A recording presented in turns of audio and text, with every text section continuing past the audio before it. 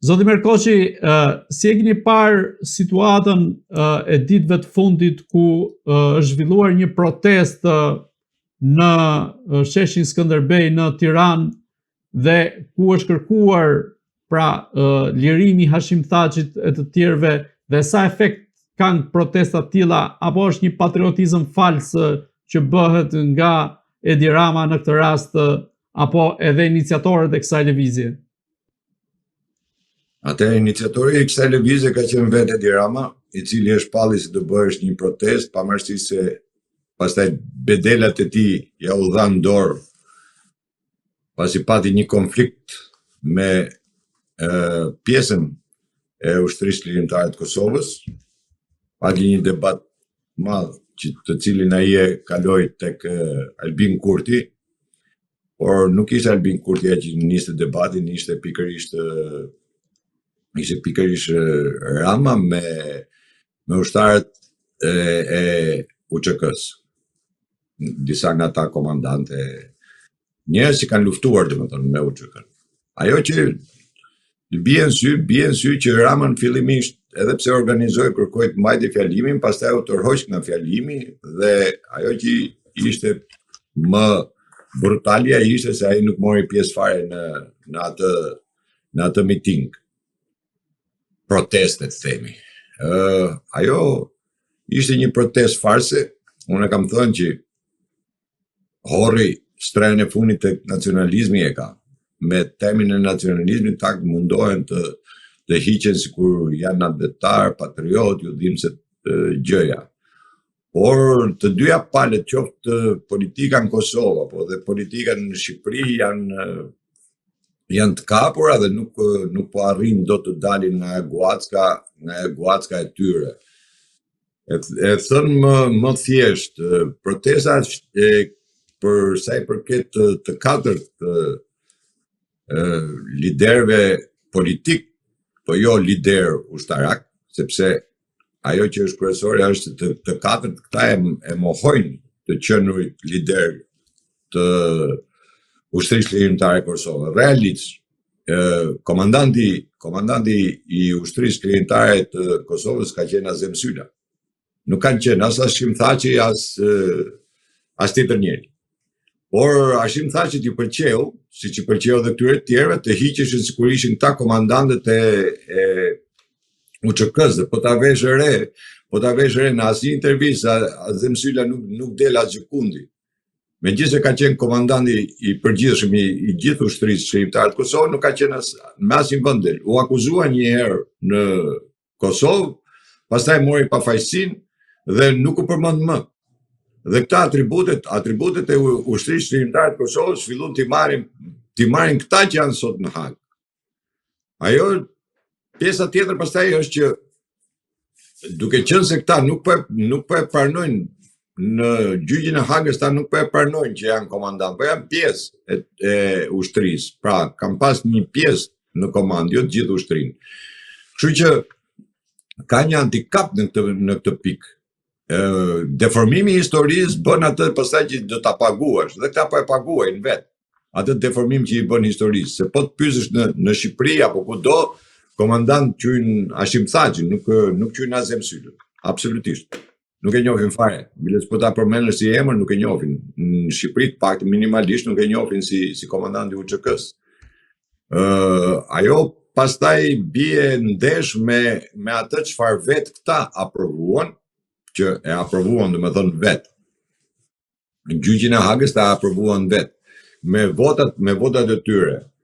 Pavarësisht se vetëvendosja e Albin Kurtit ka votuar kundër në 2015 për sa i përket ngritjes së kësaj gjykate, por ajo që bie në sy se në 2017 pastaj kur kërkuaj që të çbëhet, themi, ligji për gjykatën speciale të Hagës, ishte po Albin Kurti edhe LDK-ja që nuk morën pjesë në mbledhjen e kryesisë së Kuvendit Kosovës, dhe si pasojë që nuk u kalua në seancë plenare për ta rrëzuar këtë ligj, për ta zhbërë këtë ligj, dhe ngeli ky ligj, ngeli në fuqi. Pra të dy palët ose të gjithë palët në Kosovë janë të implikuar për sa i përket vetë ligjit që kanë bërë.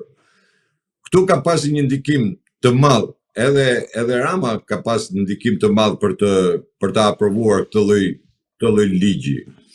Dhe një ndikim vërtet ka qenë një ndikim shumë i madh tek politika e Kosovës në atë kohë. Pata disa takime në Kosovë ku edhe unë kam qenë kundër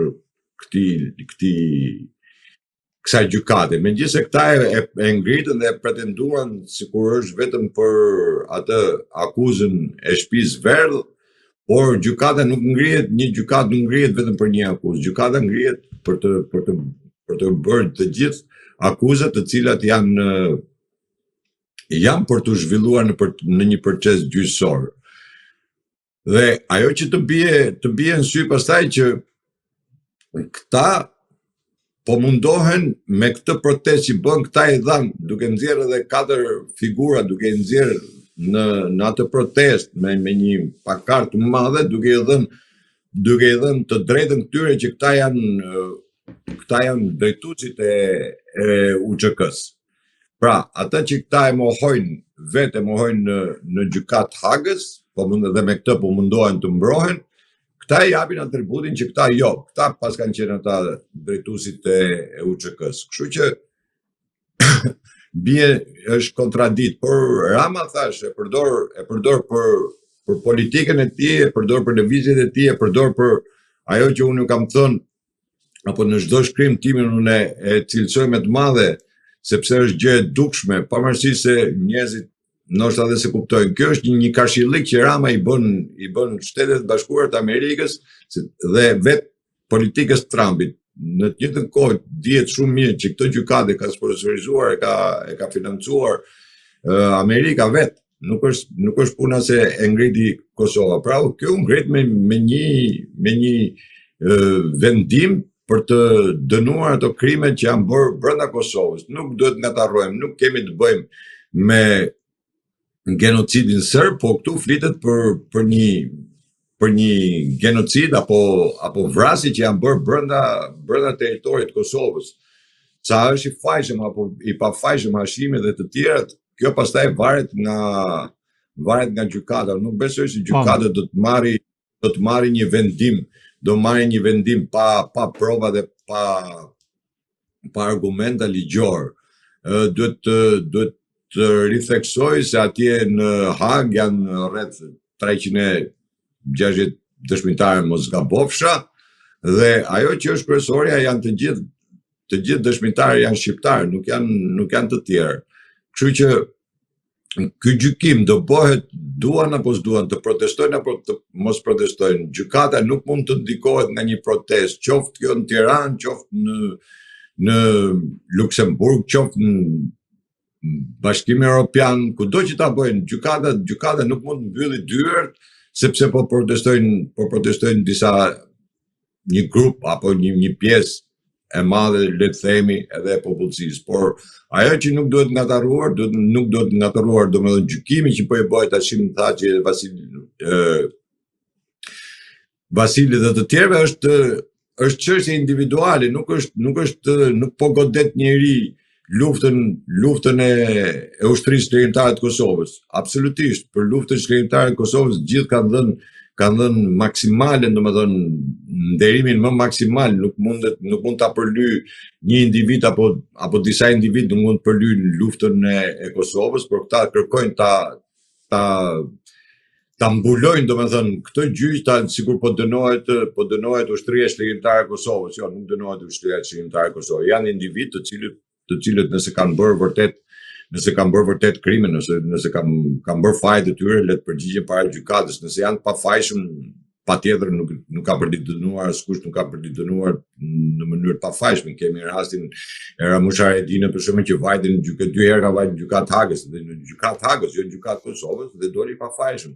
Këtu nuk ka absolutisht asnjë gjë të keqe, domethënë për sa kohë janë disa akuza të bëra këtu, nuk është vetëm akuza e Dick Martin, duhet të shohin mirë akuzat që janë në atë gjykatë. Thash dëshmitarët që dalin në atë gjykatë, kush janë dëshmitarë, janë gjithë shqiptarë, janë madje unë di që janë edhe njerëz që kanë qenë luftëtarë të UÇK-s, kështu që Nuk besoj se është në nderin e vet atyre që protestojnë përpara në të njëjtën kohë që kërkojnë drejtësi, pastaj thonë jo, drejtësinë e vendosim ne në shesh. Drejtësia nuk vendoset në shesh.